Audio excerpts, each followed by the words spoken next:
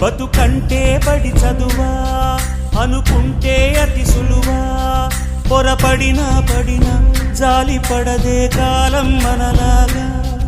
ఒక నిమిషం కూడా ఆగిపోదే నువ్వు వచ్చేదాకా.